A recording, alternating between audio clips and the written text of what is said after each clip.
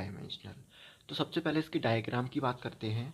तो इस डायग्राम में कोई m1 बॉडी होती है, वो u1 वेलोसिटी से चल रही होती है, और वहीं कोई m2 बॉडी, उसकी वेलोसिटी होती है रेस्ट में, मतलब ज़ीरो।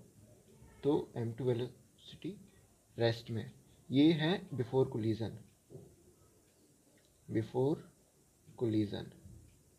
देन आफ्टर कोलिजन क्या होता है, m1 और m2 जो दोनों साथ में चलती हैं v वेलोसिटी से, ये है आफ्टर कोलिजन।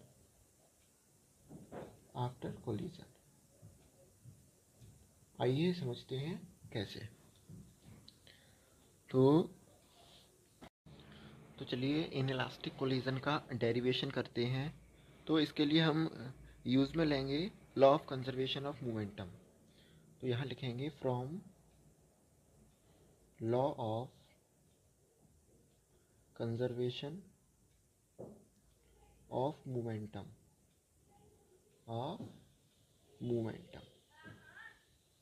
तो law of conservation of momentum क्या होता है, m1u1 plus m2u2 equal to m1v1 plus m2v2।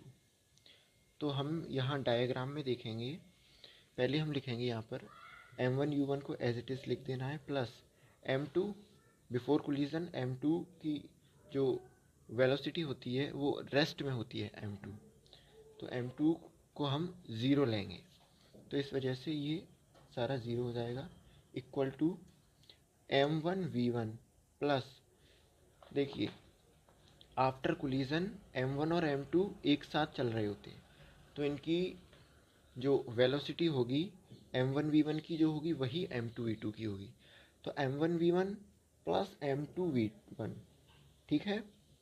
फिर यहाँ से हम v1 की वैल्यू निकालेंगे, तो m1v1 और m2v1 को इधर लाते हैं, m1v1 plus m2v1 equal to m1u1, ठीक है।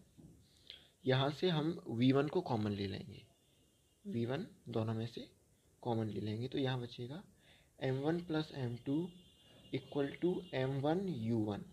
ये इनटू में है तो दूसरी साइड जाके इसे अपॉन में हम भेज देंगे, तो यहाँ से हमें v1 की वैल्यू मिल जाएगी, v1 equal to m1u1 upon m1 plus m2।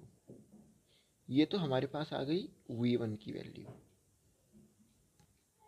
अब हम इसका काइनेटिक एनर्जी का लॉस निकालेंगे।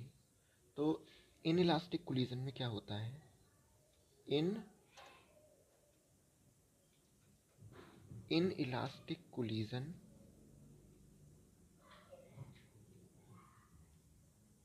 लॉस ऑफ काइनेटिक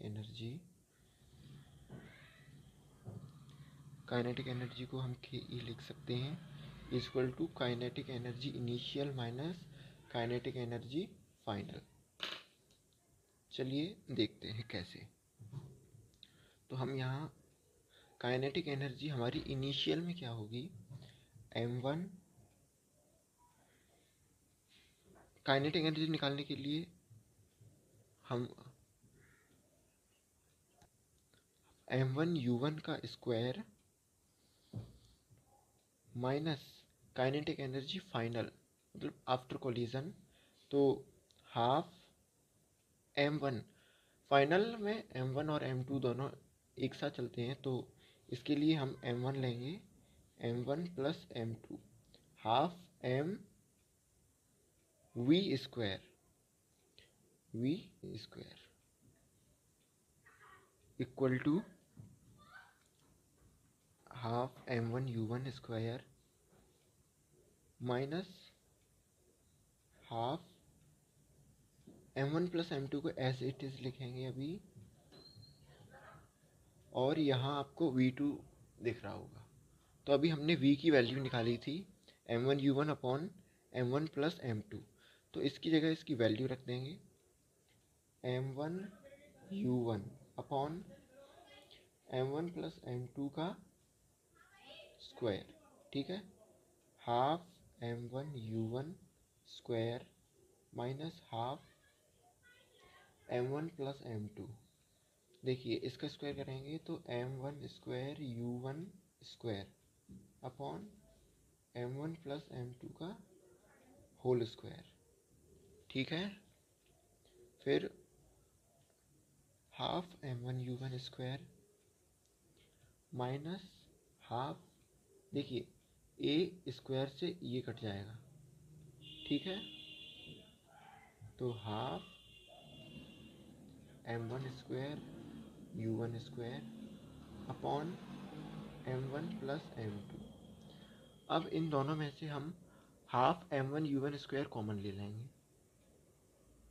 तो हाफ m1 u1 स्क्वायर, इसमें से सारा कॉमन ले लेंगे तो क्या बचा 1, minus half m1 u1 square common ले लिया तो m1 स्क्वायर है, तो एक m1 बचा upon m1 plus m2।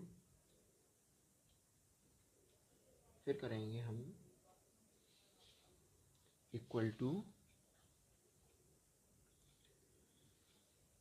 Half m1 u1 square, देखिए इसका इसमें इंटू करेंगे और इसमें से ये माइनस करेंगे, तो m1 का m1 m2 का इंटू 1 में, तो m1 m2 होगा, और m1 m2 में से जब m1 माइनस करेंगे तो m2 बचेगा, तो m2 upon m1 plus m2 equal to